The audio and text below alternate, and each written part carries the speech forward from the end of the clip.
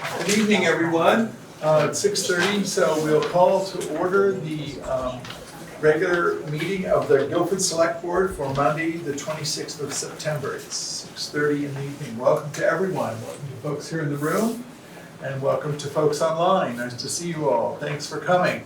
Would ask folks that are in the room, if you haven't already, to please make sure that you sign in to the sign-in sheet, just so we can keep tabs on the attendance. And then for the folks that are online, if you would kindly make sure that we can see either your face or both your full name if we don't see your face, so we can take roll, please. So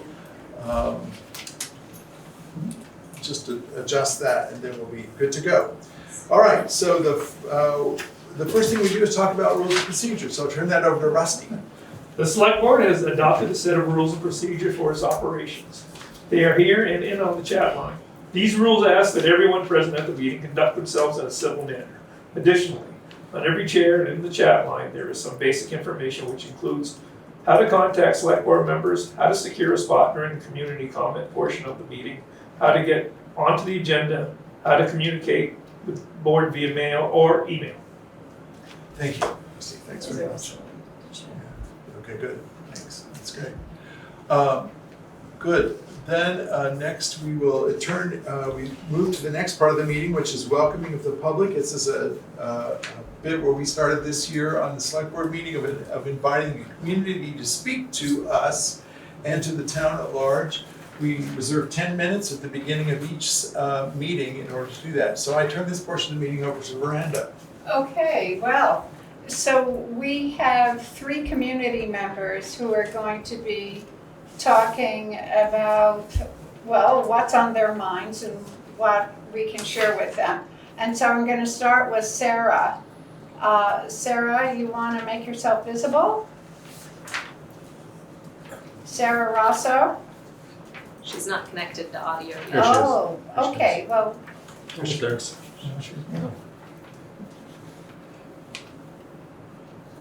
let's see. Can ask Well, we her. could come back to her if You she. can ask her to unmute and get her right there.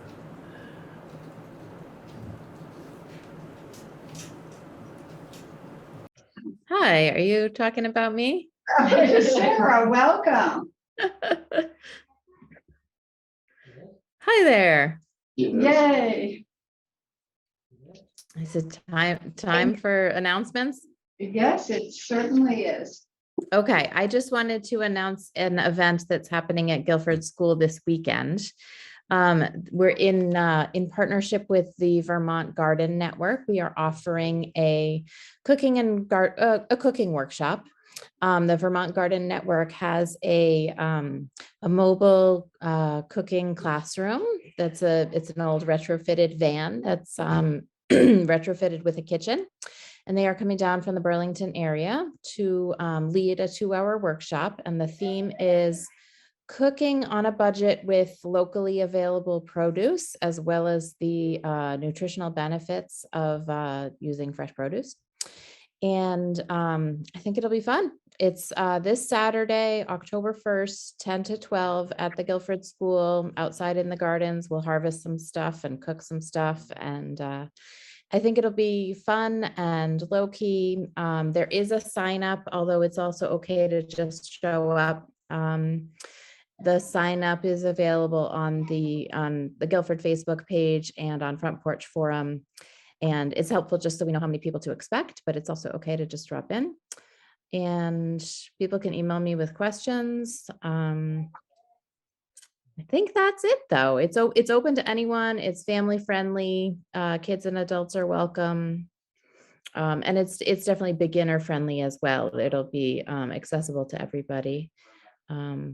So great for people who are looking for new ideas for how to cook locally and especially on a budget. Thank you, Sarah. Do you want to put your email address in the chat? Yes. So that we can share it with people? Yes. Okay, thank you so much. Thank Okay. you very much. Okay, next we have Mary and Chuck Collins. Hi there. Wow, can you believe it's going to be October in any second?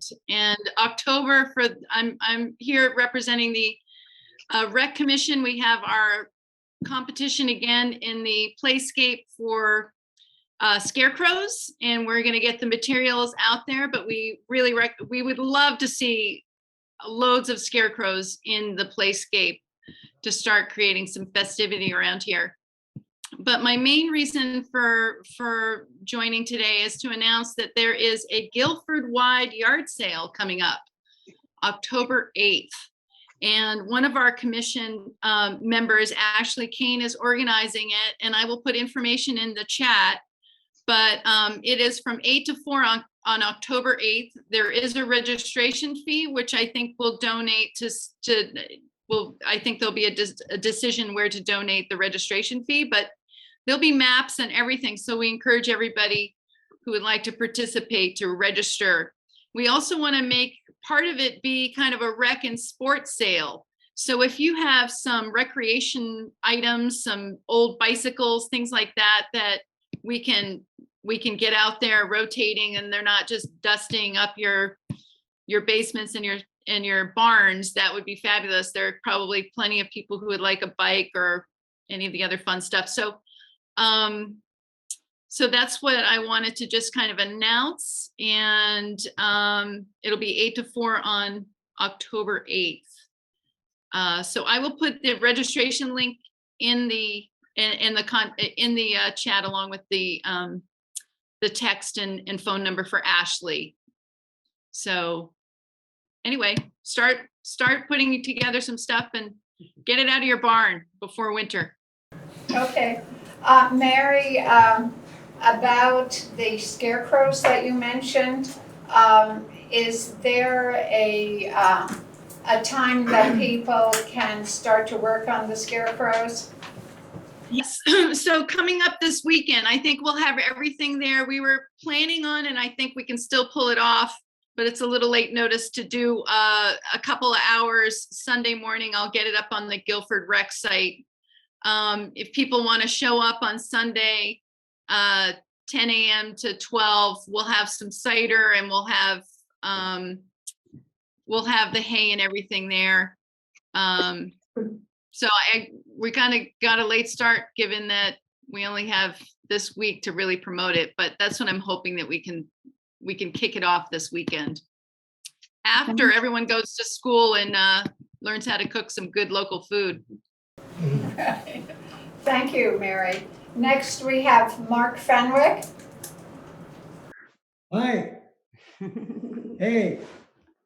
I'm Mark Fenwick. I live on Packer Corners Road and always have, though I've been away from some time.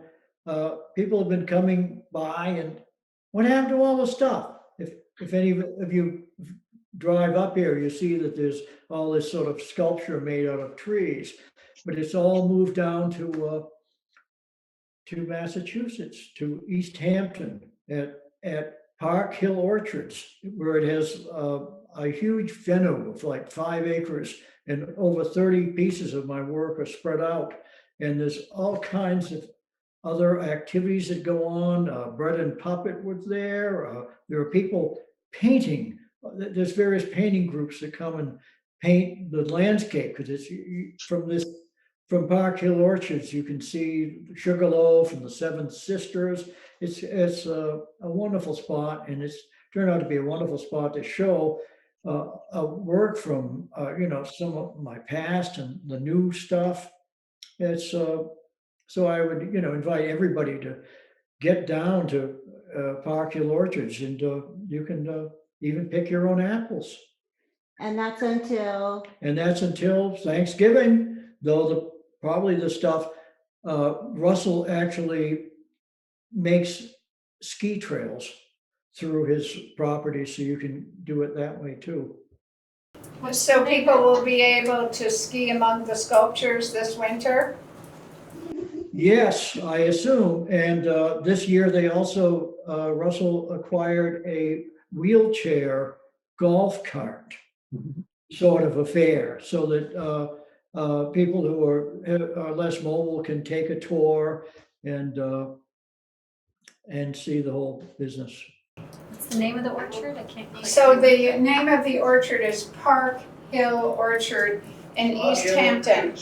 And so could you just make sure that the information about the orchard gets into the chat so we can share it with people? Certainly. Yep. Okay, great, thank you so much. Okay. Thank you. Thanks very much. Thank you, everyone, for your comments. It's nice to know and hear from folks, so appreciate that very much. Next order on the agenda is changes to the agenda order. I think there are none this evening, so we'll move right through that. I would entertain at this moment a motion to approve the minutes of September the 12th. So moved. Thank you, Michael. Is there a second? Rusty, thank you. Is there any discussion? Do they need to be altered or corrected in any way? All right, I'll take a roll call vote. Michael? Aye. Rusty? Aye. Veranda? Aye. And Zahn says aye. Thank you very kindly. Those minutes are passed. All right, next we'll move on to updates, and we have a time on our agenda at every meeting for us to hear about the highway department. So, Dan. Good evening, how are you? Good. Thank you. Well, nothing's really changed much, we're still doing some ditching on the blacktops. The paving company moved their equipment in over on West Guilford this morning and some rollers this afternoon. They're gonna start on paving on Wednesday, hopefully. It'll take them about 3 days to do that. And then they're gonna come back over on this side of town, do from the old town garage up to the intersection of Sweet Pond and Stage Road. Then they're gonna do the school road to the circle. And then they're gonna move to Route 5, or down by Richmond's, and then pave from there to the Blueberry House. So that's about, and I've been out trying to grade roads in between all the other stuff. Kinda hard when you gotta have guys shuffle equipment for you so you can go out and, I've been doing it myself, so I mean, it's just, other than that, things are going pretty good. Thank you. All right, thank you, Dan. Thank you so much. Dan, was there any damage from any of the torrential And rainstorms? just now this time of year, you get your leaves, you get a stick and it builds up and you get a little washout here and there, but nothing major. But we had 1.5 inches of rain last week, which was a nice, it was good rain, so. Great. All right, thank you very much. We would, the next order of business would be a report from the Guilford Central School Leadership Committee, but I got a message today that one of the folks who was coming to talk tested positive for COVID this afternoon. So that won't happen. We'll have to put that meeting off a little bit. So we'll stay watchful about that, and we'll get that on another agenda. The next order of business, we move to old business. This is the part of the agenda where we look at items and issues that have been before the select board prior. At this moment, we have one item to look at this evening, and that's consideration for the Brook Community Center contract for fiscal year 2024. It was presented by Rick Zamor at our last meeting. The idea would be that we would, the intention is that if we agreed to the contract, we would be agreeing to a contract exactly like it was prior to the COVID pandemic. So I would accept a motion that we to get it onto the table, that we would approve this contract, and then we can have discussion. Is there a motion? All right, thank you, Rusty. Is there a second? Second. Thank you, Veranda. Is there any discussion here at the, are we all comfortable with the prior? All right. And I'm really excited about the opening. Yes, October 22nd. October 22nd, yeah, I hope you will all be there, and we're very anxious to show you your building. Great, good. October 22nd. So, all right. Is there any comment that we should hear from the community about this? I just wondered, because I didn't see a fire escape there. So I just wondered how you could open without a fire escape, because it's Well, the too fire escape close. is laying on the ground next to the building. We had to take it off to jack up the building. It's gonna go back on, I think, next week. Okay. Don't worry, it'll be on, it's gotta be on in order to occupy the building. Yep, the federal guidelines, right? Good question. Good question, thank you. All right, For the record, Oh. I'm so excited. Good, June. Okay, so we'll take a roll call vote. Michael? Aye. All right, Rusty? Aye. Miranda? Aye. Zahn says aye, so that passes. So we will, I'll sign this, Rick, and we'll get this to you as soon as we can. All right? Thank you. Thank you. And thank you all at the Brook Community Center for making this a reality in our community. It's been a long haul. There's so many steps there. Now we move to new business, and we have a series of items on this evening's agenda, which are items that have not been before the select board before, so we will attend to each of them in order. We'll start this evening with comments from Dolores Clark, as you can read on the agenda, about a planning consultant RFP that's out, and then comments about the 2019 traffic study. So Dolores, would you be willing to come forward? Maybe Jamie could do switch, and Dolores, you can sit down right there. Oh, okay, I may fall asleep once I sit down. Thank you. Okay, I just had some questions and concerns about why we are hiring somebody.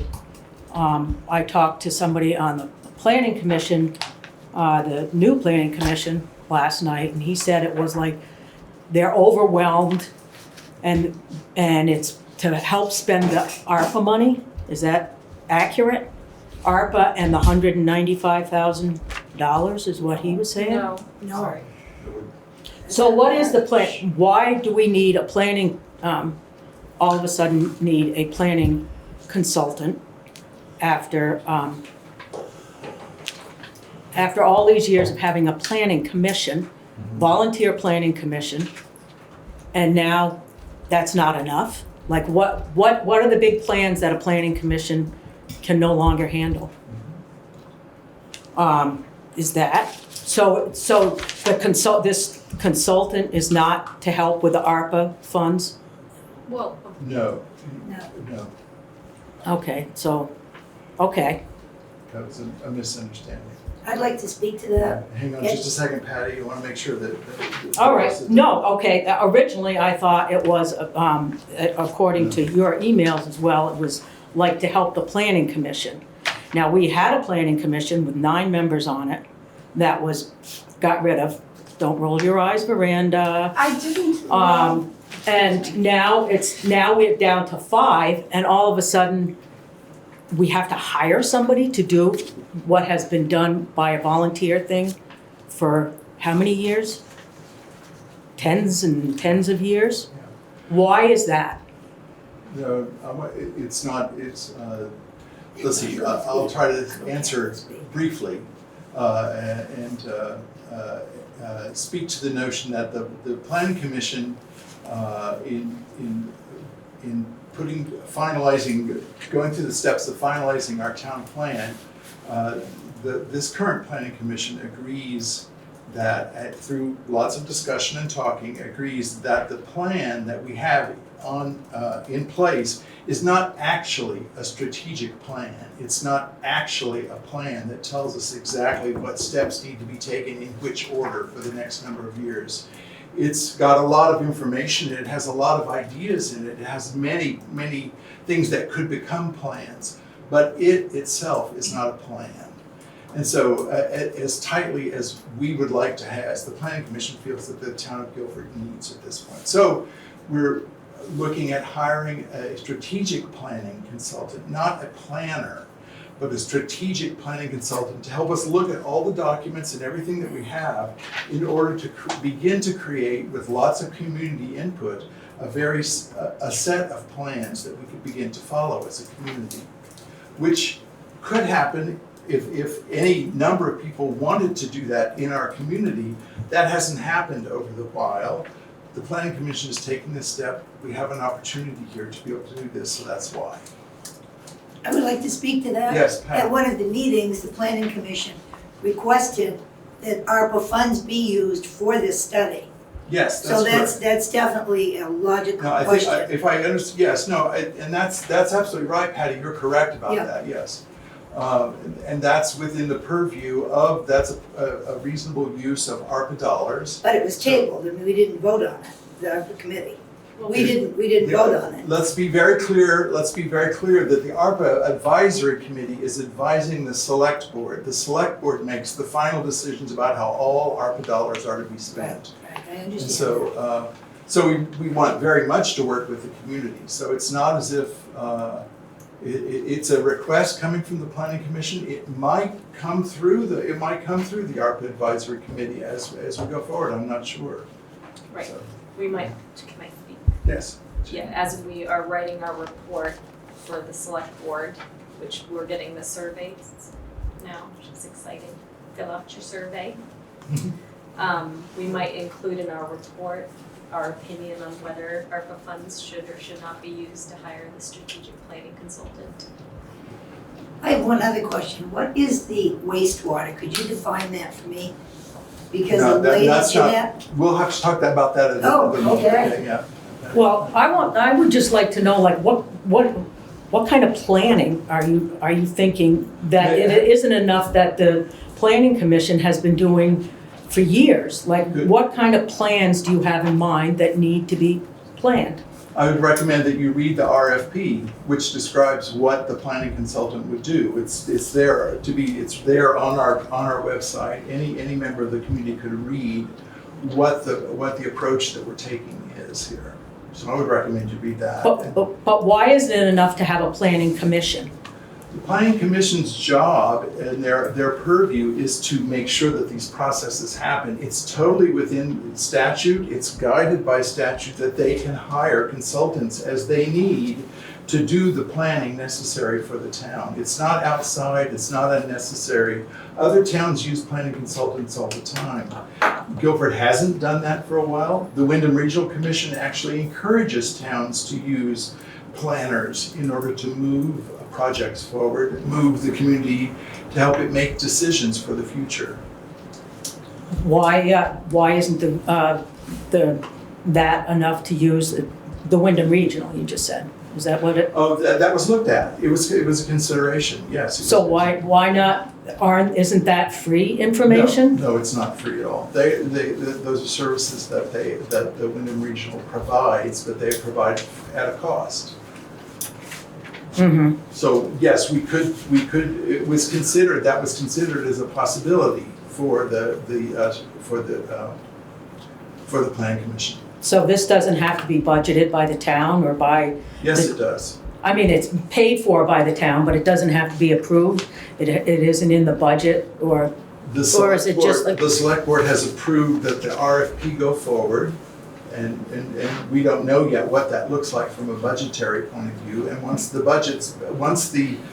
proposed budgets come once proposals arrive and a decision is made, then the Planning Commission would come back to the Select Board and we would talk about whether or not we could spend this money over time. So is this a long-term position? A No, full-time, not long-term? normally. It could be, the planning consultants are hired in lots of different ways. Sometimes they're very short, sometimes they're very long. I don't remember off the top of my head, I don't remember the timing, but you can look that up. I think it's on the document. I think it's 9 months. Michelle also has. Yeah. All right. So if Michelle has, or Oh, somebody else Michelle. has something to, Michelle? May I speak? I Certainly. was chair of the planning commission for 9 years.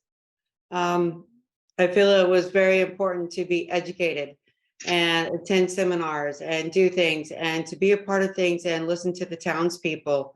And for some reason, once we all got so-called fired last year, everything has gone topsy-turvy. And it doesn't feel good to a lot of townspeople. And the fact of hiring someone now doesn't feel right, even to me, because when you volunteer for that role, you choose to take on the action to learn and to be there, gather knowledge, share it, and be there, communicate with everyone in the town to make sure that you're representing the town as best you can. And I don't feel that's what's happening right now. And to be able to hire an outside consultant does not feel okay to me. I feel like the planning commission should be, well, I offered to actually share my knowledge to the new board and I was shut down. And to be in this position, watching what's happening in my town that I hope to die in is really bothering me. And I think that it's not the right course of action. I think that we should have more people on that board. I think they should be educated. And I think the door should be opened back up so that I could share all I learned in my 9 years, because it matters. Thank you, Michelle. Thank you very much for those comments. Would you like to do anything more you'd like to say about this? Do you want to go on to your next item? Well, yeah, no, Michelle said it, like, I don't know why it's not town input, why we would hire somebody from out of There's town. nothing that says yet that there's no town input. In fact, it says right in the RFP that we very much want town engagement in the process. Right, I mean, to hire out something, it just to me There's nothing that just, says a Guilford person couldn't apply for the job. all right. That's true, yeah. And the, I'm just blown, another thing was the traffic study. Yes. And Sheila, you had said to me, well, we had one done in 2019, but I haven't had a chance, we haven't really had a chance to look at it. Zahn said there have been some things that were done as a result of the study. Flashing lights down on Route 5, which is a state highway. Yes. It is Guilford, but it's a state highway, and a scoping study for a path. Now, I don't really think a study should have to like keep study. Like, if speeding traffic is the problem, how is another study or a path going to make a difference? We have a definite problem in town with traffic that goes too fast. And to make a path, or whatever, crosswalks or flashing lights on a state highway, does not take care of the speeding traffic. So it just seems like everything it's not really taking care of the problem. Whereas if you had took some of the money, instead of doing a scoping study for a path, because you have a path, but you're still gonna have speeding traffic, like, why not use that money to hire the sheriff's department, or I don't know if the state police do it anymore, and set up traffic stops and start fining people, because then that'll slow them down. And then you don't need a path, you don't need flashing lights on Route 5 if something is done about the speeding traffic. It just seems like a no-brainer. Okay. Thank you. Does anybody else, I mean, is that stupid?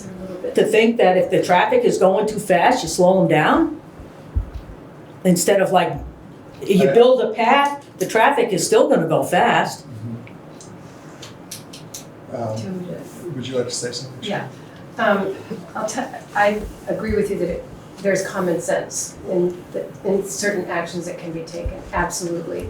And recently I called VTrans because even though we have the radar speed signs in Algiers Village, people aren't slowing down, and like they go by the sign and then they speed up again after they go by the speed signs, the radar alert signs. And so I said, can't we just put a 3D, paint a 3D crosswalk from across from Richmond's, across to the what was the name of that? Woodcock House building. And Mark said to me, there is a 60-page manual on sidewalk restrictions on state highways. You cannot even ask the state to do that without going through a pedestrian study. So, and that would cost the town money. So we're trying to figure out another way to go around that, but I haven't got to the common sense approach because of the state requirements on that particular highway. With regard to Guilford Center Road, I did say that we had the study, which we did have, it's here. And we also have a 5 or 6 page, let me just think about this for a minute. We have, I made some copies here actually, and I can send them out. Let me just see if I've got the right ones here. So out of this study in 2019 came a series of actionable items, which we, in 2019, 2020, we did the status report on what were the recommendations that V-Trans made to the town. And most of those things have been done. For example, you were gonna ask the businesses on Guilford Center Road to go slower instead of 40, 50 miles an hour with their big equipment down through the center of Guilford Center. You would ask them before, and they do it for a week or 2 weeks, and then boom, they're back doing it. So there are some, so maybe we could move the signs from Algiers Village to Guilford Center. I don't know, we have to think about that, but I can pass these around if people are interested. These are the action items that were recommended and the status of the action items to date. Is there One any, of those action items was the bike and pedestrian study for a path from School Road up to, beyond the library, up to Sweet Pond Road. does that slow the traffic down? No, one of the, it doesn't it might slow the traffic down, but one of the things that they recommended, and Danny could speak to this, was to put in, what are they called, speed? They wanted speed bumps. Not, speed bumps was one, but there was another thing where you put in these markers in the middle, on the middle lane. In the summer, yeah. In the summertime, they're like these rubber things that you see on Route 2. And maybe those will slow people down. But, and then we had police here for X number of years. And that was a very expensive option, and nobody ever slowed down because we had traffic monitoring. So, Did they pass out tickets? yes, they did. So, It only helps if you have it all the time.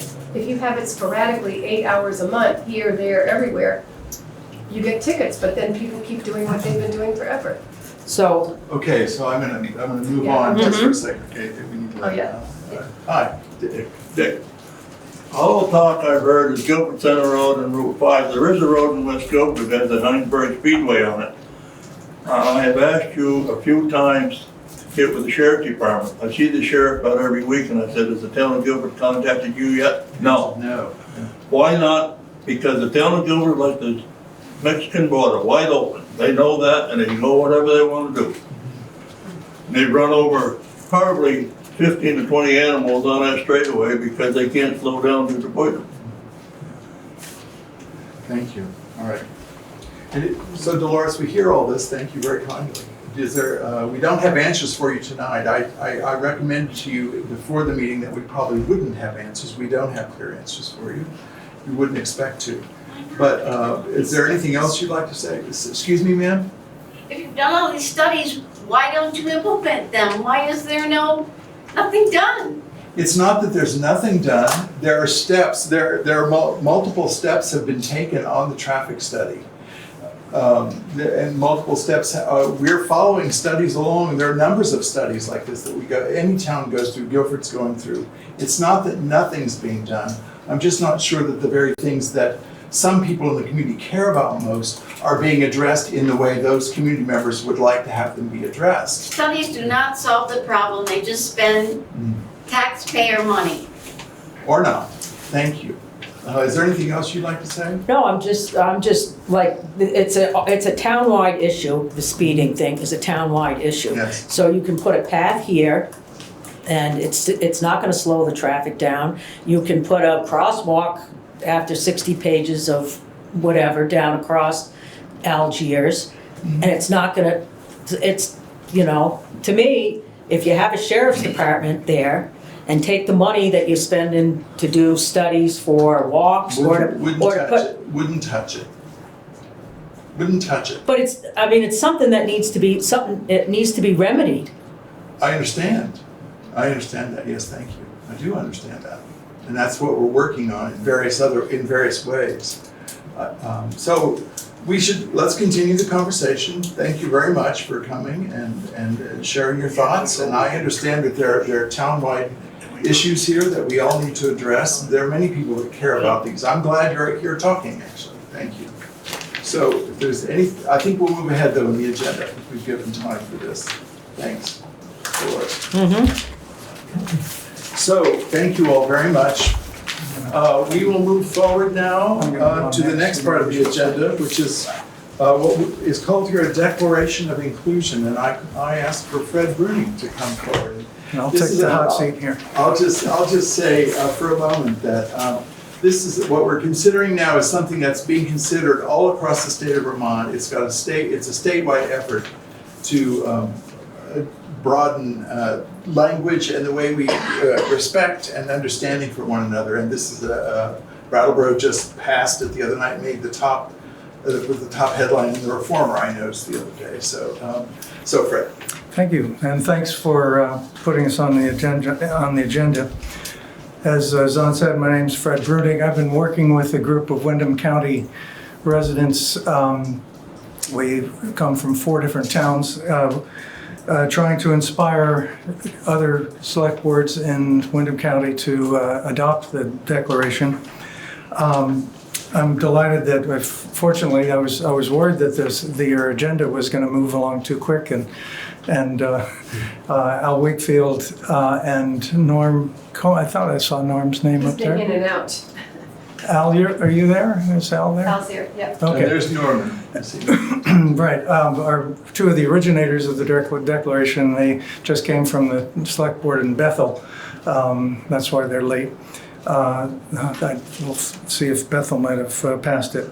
Also here are Cheryl Redmond and Leslie Kenny, who are Guilford residents who support the declaration and have worked in their respective faith communities on having it passed as well. I'll speak a little bit about the history. It began, the initial efforts began in the wake of events in 2020 that spotlighted extreme racism in the U.S. And Al and Norm and Bob Harnish, all of the Rutland area, wanted to be proactive in getting Vermont towns and organizations to condemn racism and actively promote acceptance and fairness. And they wanted to develop a shared vocabulary on the local level to get communities talking about diversity and acceptance and fairness. Governor Scott, in May of 2021, made a proclamation of inclusion, which was based on this declaration, and which included declaring the second week of May Inclusion Week.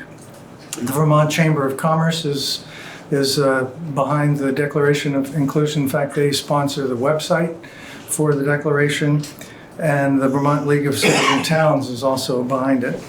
I know that Guilford has begun this work, and you've passed the Charter for Compassionate Communities last year at town meeting, which is great. And I hope that that you see that this public statement of joining the now 67, maybe 68, if Al and Norm report from Bethel, other Vermont towns and municipalities in adopting the declaration. I'm going to read the declaration as is the template that they have on the website. And after that, I'd like Al or Norm to speak to take a minute to speak to how the original template was created. So this is the proposed Declaration of Inclusion for the town of Guilford, Vermont. The town of Guilford condemns racism and welcomes all persons regardless of race, color, religion, national origin, sex, gender identity or expression, age, or disability, and wants everyone to feel safe and welcome in our community. As a town, we formally condemn all discrimination in all of its forms, commit to fair and equal treatment of everyone in our community, and will strive to ensure that all of our actions, policies, and operating procedures reflect this commitment. The town of Guilford has and will continue to be a place where individuals can live freely and express their opinions respectfully. Hopefully signed by the Guilford Select Board on this date, 2022. So Al, are you? I'm here. Can you hear me? Yeah. Okay, good.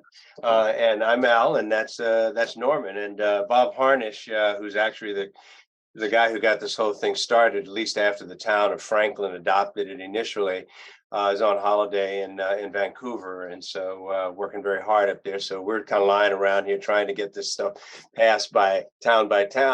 And we're pleased to announce that things are going right.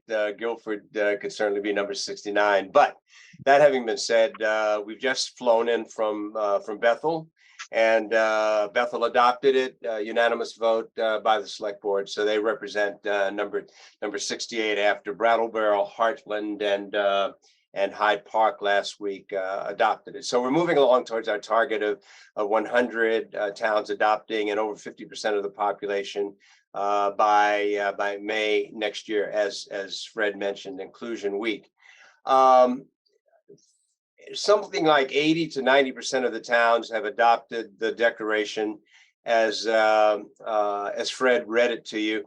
The remainder, some 19-20% or so, have revised, amended, changed it to reflect whatever their local environment. I think they feel it commands, and we've said that that's really okay as long as the spirit, the intent, and the meaning of the original declaration is preserved. And that's happened in every instance. And in fact, every town has gone farther than we have recommended, both in terms of adoption as well as implementation. So we suggest to you that your declaration is yours. It's what you've committed yourself to, what you're going to do something about. And so we urge you to move forward on the declaration, hopefully adopting it soon. Thank you. Thank you very much. Thank you. So before we go further with the discussion, I'd like to get it onto the table. So we would need a motion to adopt this declaration and a second, and then we can have discussion. I would make that motion. Thank you, Michael. A second. Thank you, Rusty. Is there any discussion here at the select board? Any questions? I'm curious about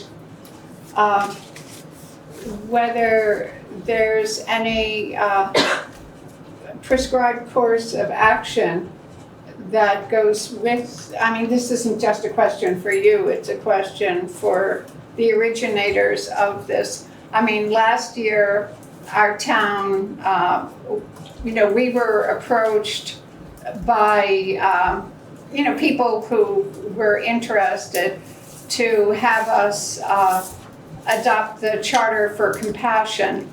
And the select board at that point decided that it would have much more meaning if we put it on the town meeting warrant and had people vote for it or not, learn more about it and decide.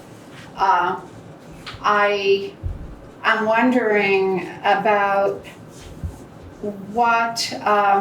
what the Declaration of Inclusion actually means in terms of, is it just sort of aspirational, or is there a sort of code of action that goes with it?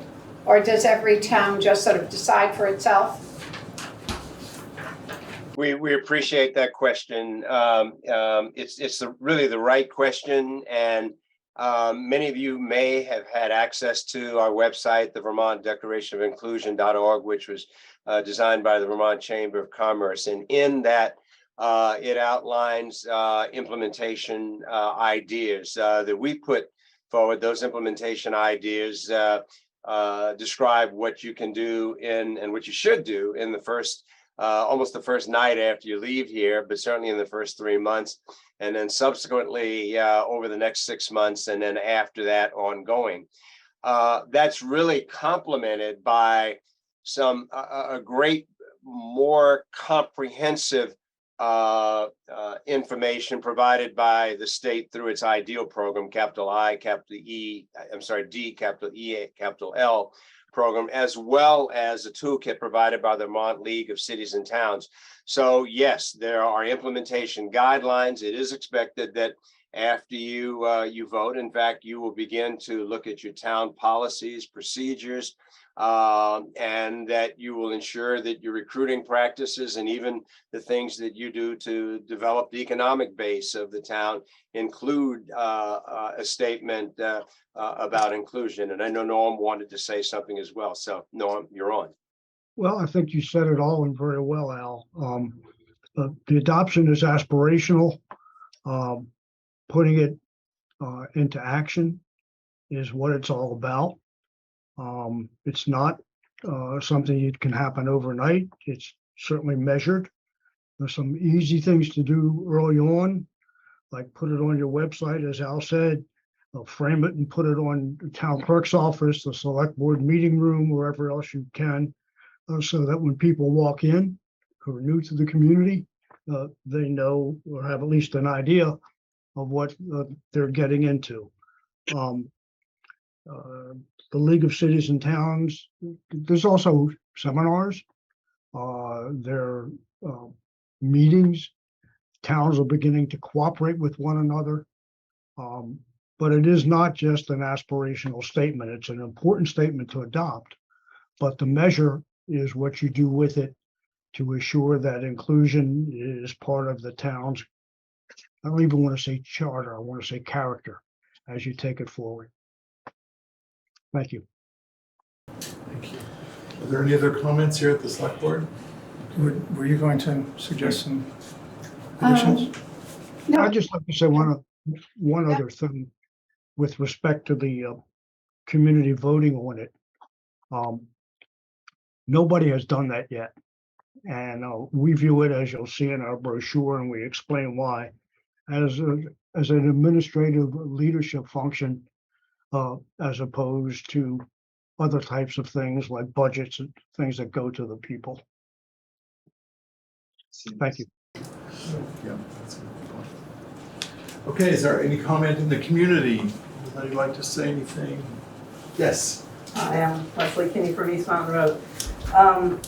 I go to All Souls Church in Brattleboro, but we have a number of members who are from Guilford, and the church passed the declaration in May unanimously.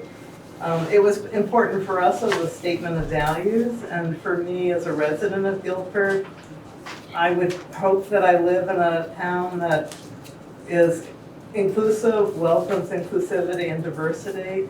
The one thing I would add is that in the statement that we had passed at our church, we added the word sexual orientation as well, and I know some places have added economic status. So those were two other aspects of being inclusive as a town, and so I would just be really proud if Guilford adopted this. All right. Any further comments? Okay, so I think I'll call the question here and see how we do.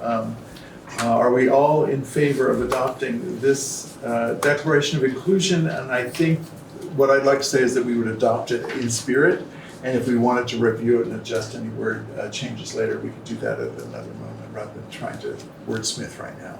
Okay, taking into consideration the community. I would feel more comfortable about it if we added the language that Leslie suggested. Leslie, would you mind repeating it? The words that we added. That you added. Sexual orientation and economic status.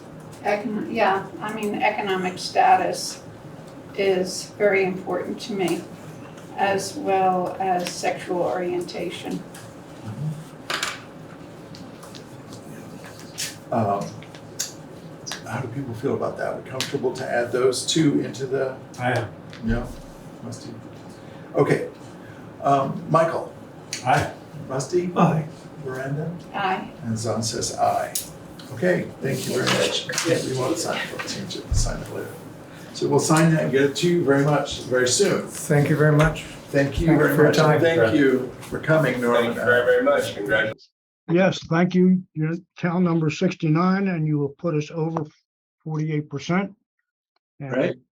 And that's terrific. I'd just like to add that we're here. If you need to talk to us, our phone numbers and emails are on the website. And we'd be glad to try and answer your questions and provide what other assistance we can. All right. And we thank you for permitting us to appear. Thank you for your work on this very much. Thank you. All right. Thanks for coming out this evening. All right, next we move on to the BDCC and SeVEDS report to the town. We'll hear from Jen now, so. Come to the hot seat. Yeah. Hi, guys. Nice to be here. I'm Jen Stromston. I'm the Director of Programs at BDCC. And I don't have a new annual report for you yet because it's usually not done until October and I'm on schedule for that, so I have the old one, so I'm not going to hand it out. I am here to follow up on a funding request, our annual funding request. Last year was our third year successfully petitioning. And we're asking towns to stick with level funding with the 2010 census data for a number of reasons, not the least of which is we would like to keep putting our energy into reaching out to additional towns. One of the original towns to fund us was Brattleboro, and one of the things they said early on was, why just us? And so we spend as much energy as we can getting out to other towns, and last year 18 of the 27 towns in the region was able to fund us. But it takes time going to select board meetings, and so that's kind of where we're spending our energy as much as we can.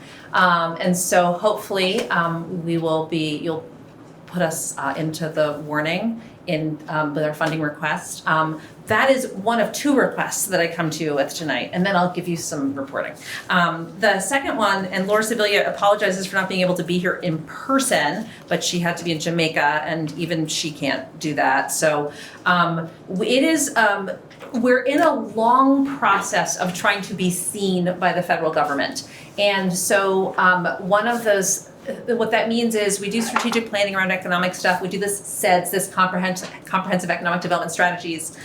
We did our first one in the wake of Tropical Storm Irene. And at the time, the federal government said, sure, you can do a plan, but only once as a county. You'll have to go bigger than that next time. So our subsequent plan, which is the 2019 strategy, was done with Bennington County, and we are a zone. We are a recognized area, recognized by the legislature as one of particular economic distress based on our wage levels and other economic criteria. So the whole point of all this is for us to become a recognized district. So the zone is something the state recognizes. These two counties are a special area that need extra help for a variety of reasons, not the least of which has to do with the economic well-being of its citizens.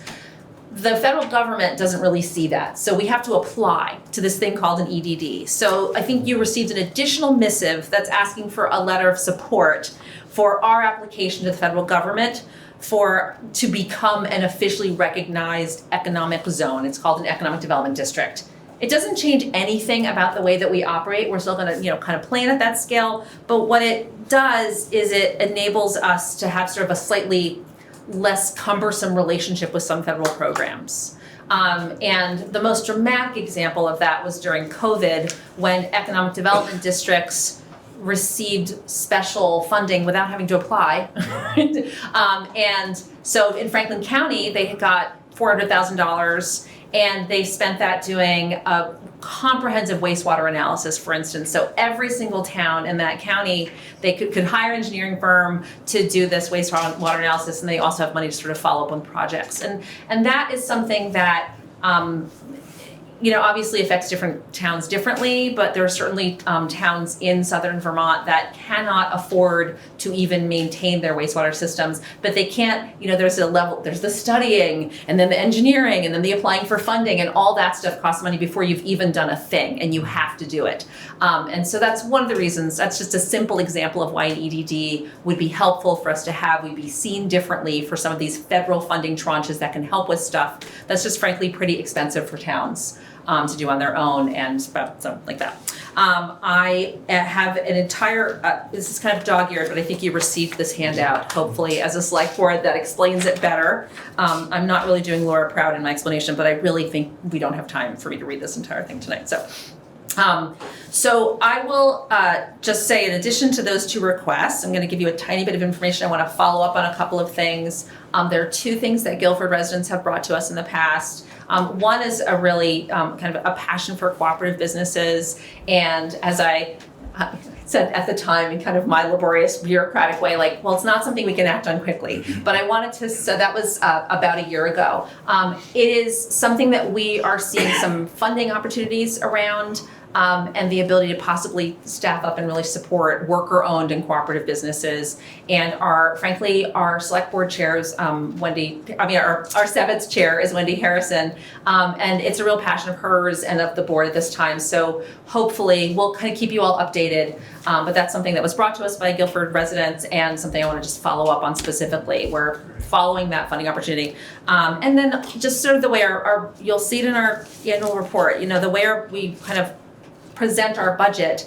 SeVEDS is a standalone nonprofit. It's a 501c3, and it's how we raise money. That's basically money that we can use for programs to leverage and go get other grant money. And it's also money that we can use when we need to start up a program if we don't have funding for it.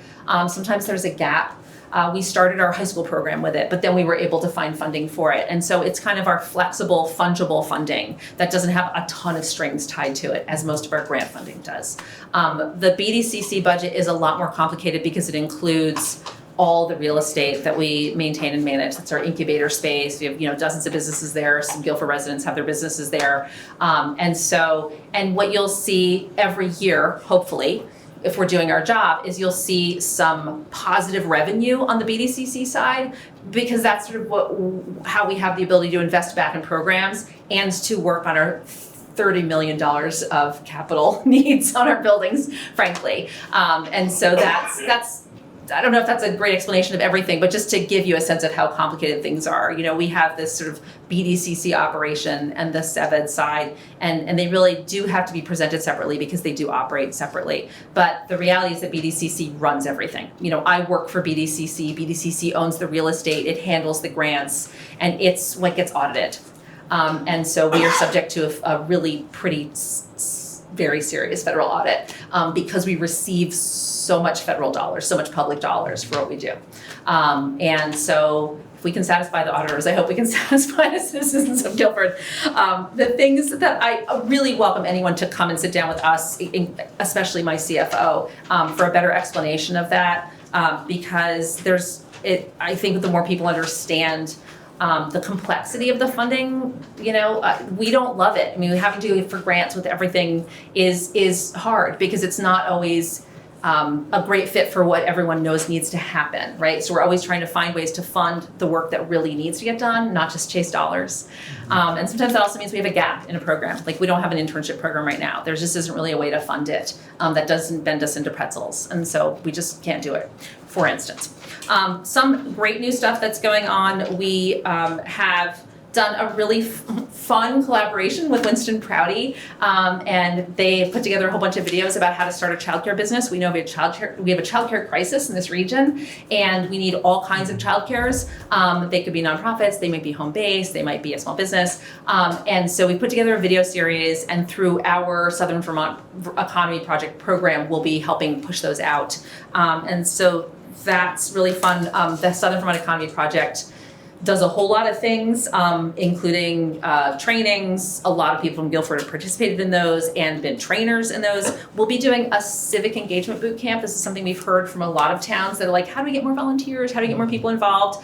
And so that's kind of the top priority for the fall. We're really lucky that Meg Staloff from Wilmington Works is our new staffer for SVEP, and Wilmington will stop being mad at us soon. We didn't take her. She chose to make that move. But she has an incredible amount of knowledge about how towns work and about what helps towns work better. And we'll also be doing a housing summit that's going to be very, very locally focused. There's a lot of housing conferences right now, but we want to do something that's really focused around what towns are asking us about. And that'll be in collaboration with Windham Regional Commission. A couple of other little things where we tried to do a reality fair, which is sort of a financial education and life skills fair last year at Brattleboro Union High School. And with the administrative changes, it got canceled at the last minute, so we'll be doing it instead at Lelandton Gray, although Brattleboro kids are invited and I know at least a couple of the classes are coming. And so, as well as the tech school. And so the Windham Regional Career Center is also collaborating with us on the high school program and doing a full curriculum where we do, job skills, job readiness, interview skills, awareness about careers. And so that's really exciting because we've worked with them for 4 years on this program, but this is the most comprehensive implementation of our high school program so far. So we're excited to have a teacher there who's such a great partner. And there's a million other things. YP calendar is up. The Young Professionals program calendar is up, and there's a professional development scholarship. So if you know anyone who's young enough, just for us, like under 40-ish, under 45-ish, and needs some money to do, some upskilling, some retraining, some professional development, that's a great thing to apply to. It's not usually that incredibly competitive. They usually have, several applicants for that, but not a ton. And I will stop there and just leave it for questions. And please visit our website. There's a lot going on. Yes, thank you.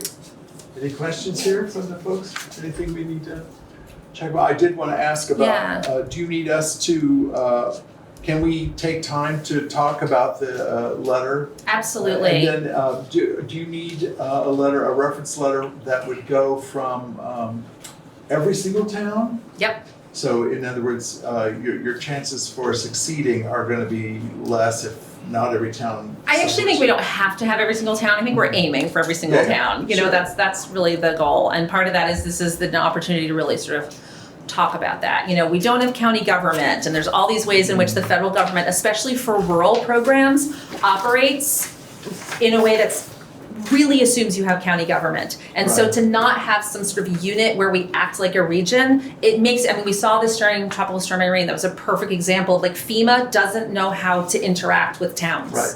No, I understand. And so this is one of those things where, we want to kind of show that every community, at least we've gone to them and made the case that they understand the value of doing this. And that'll take time. And this is like a 9-month process. So we're going to take as long as it takes to have all the conversations. And yeah. Good. So take your time, please. Thank you. Is there anything else that we want to talk about? Anything we want to add? There's so much going on, I know, right? It's exhausting. I didn't even talk about refugee stuff and our small business lending, but. Okay, all right. Well, it looks like we do have a question. Oh, there? For a raised hand?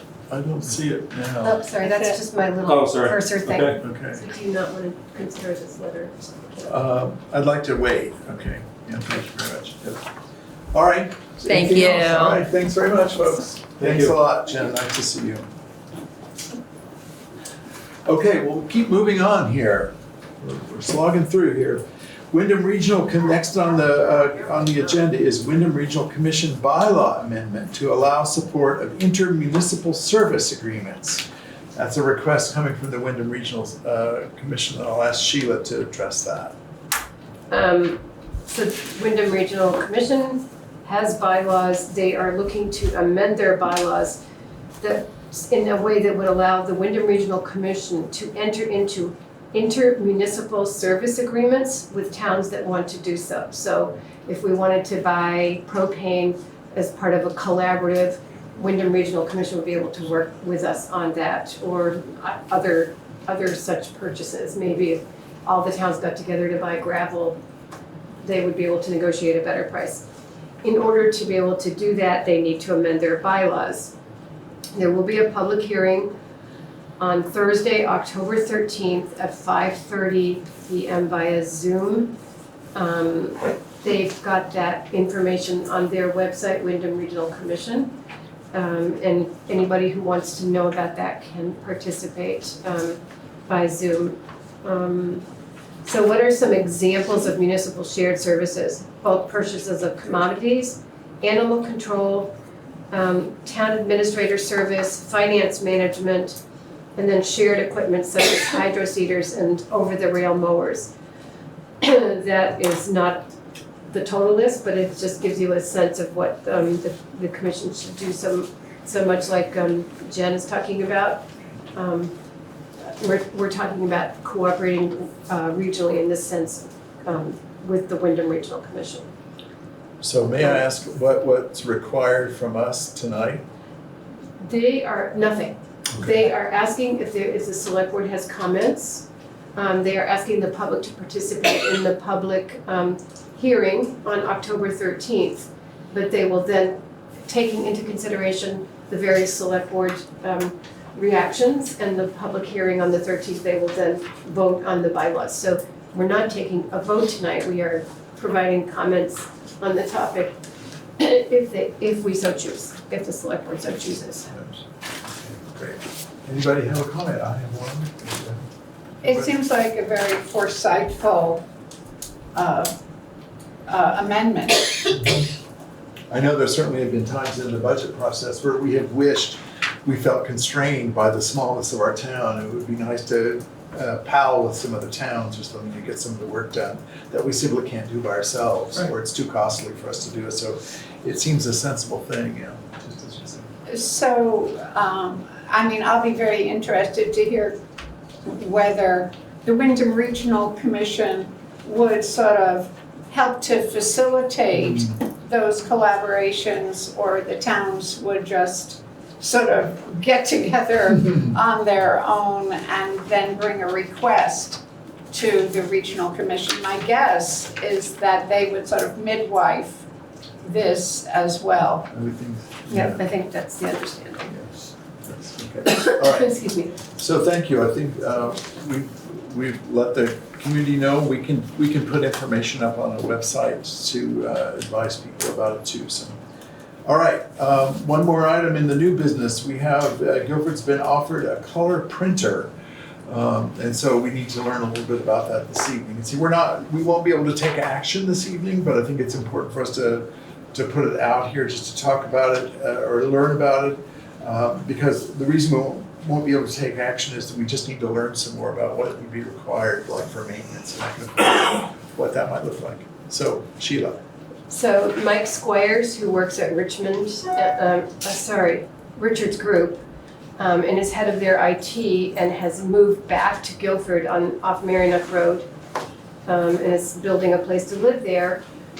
They have a number of printers that they're not using, and they offered a nice 8-year-old unit to the town as a donation. However, and so I've been in touch with Mike, because when you accept a printer, you need to know how much the toners cost, the color cartridges cost, the service agreement, and stuff like that. And so he did not have the details. And today I reached out to the recommended service rep, and I didn't hear back from them today. So it's a very nice gesture.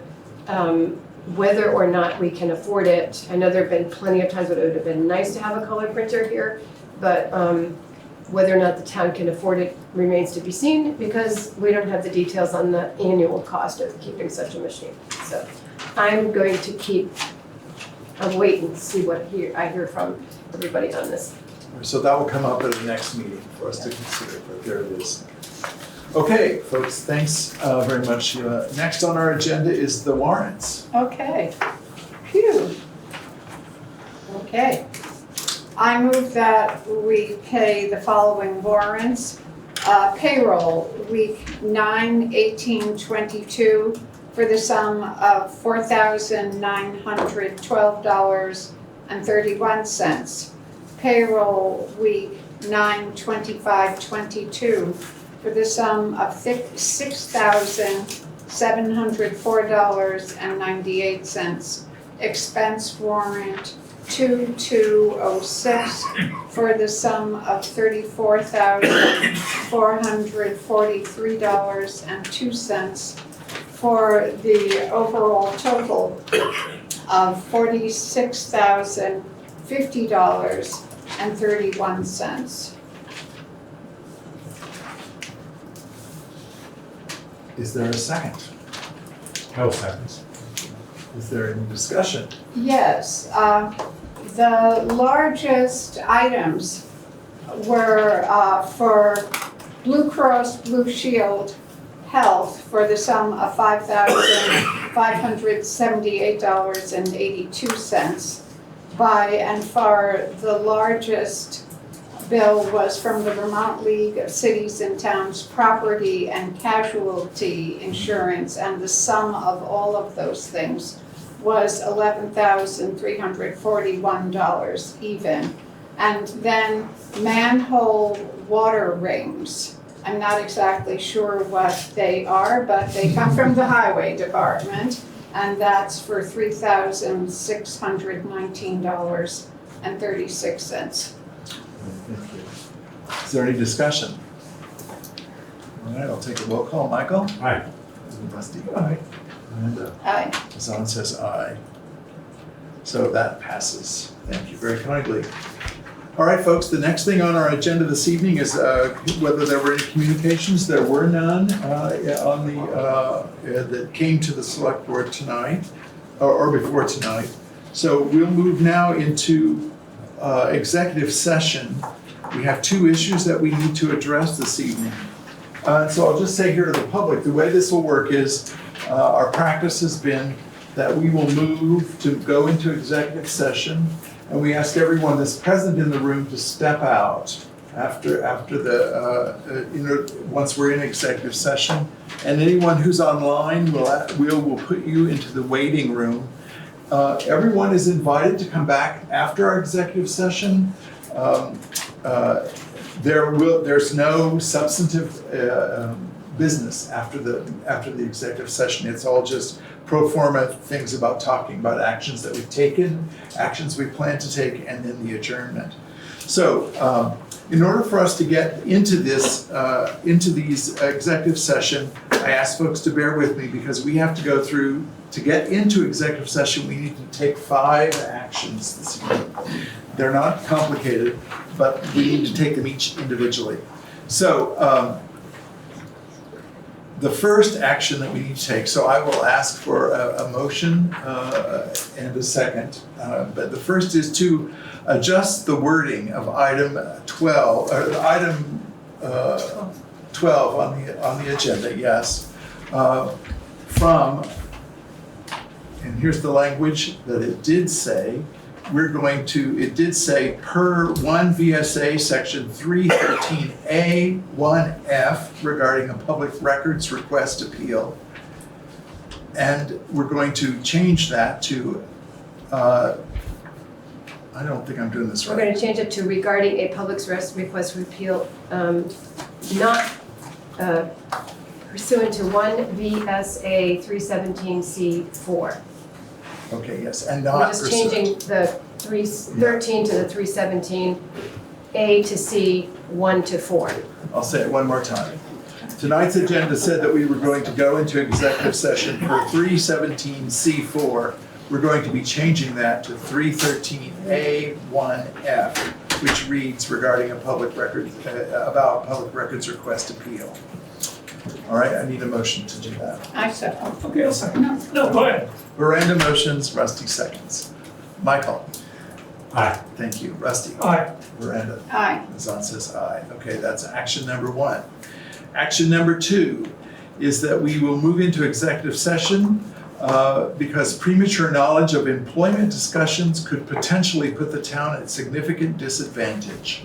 So we need a motion for that. So moved. Thank you, Michael. Thank you, Rusty. I'll take the vote. Michael? Aye. Rusty? Aye. Miranda? Aye. Zahn says aye. So the second action is completed. Thank you all. The third action is that we move into executive session at 7:40 p.m. to discuss personnel matters per 1 VSA section 313A1, inviting Dan Zombrowski and Sheila Morse to participate. Could I have a motion for that? Veranda, thank you. Second. Rusty, thank you very kindly. Michael? Aye. Rusty?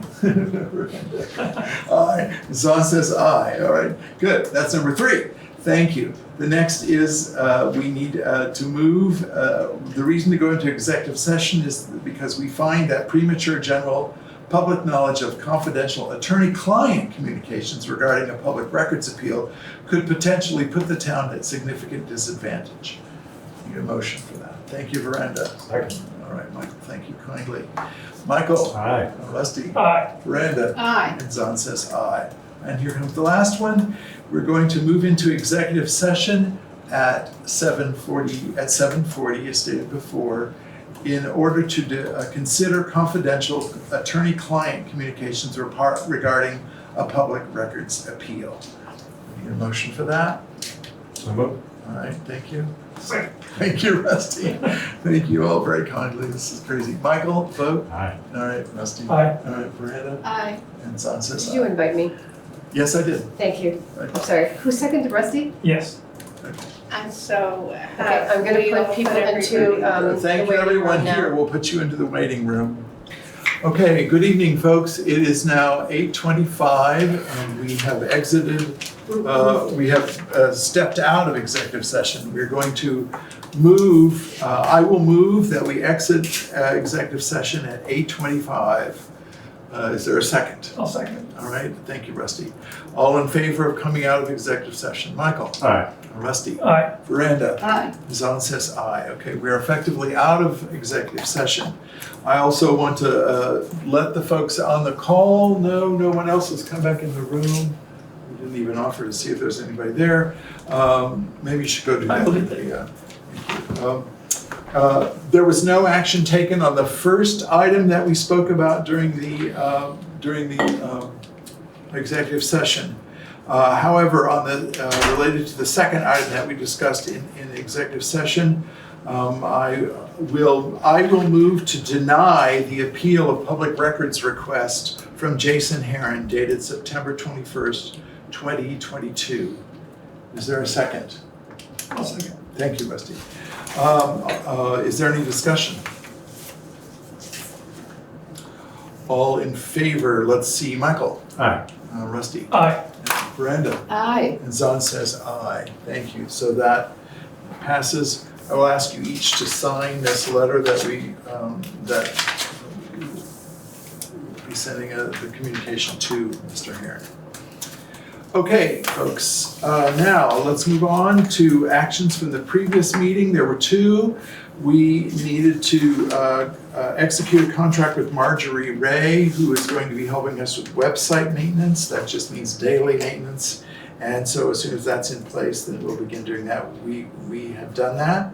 And the RFP for the strategic consultant from the Planning Commission and the project that we're involved in with them is that has been issued. So those two things were taken. Actions this evening include approving the minutes we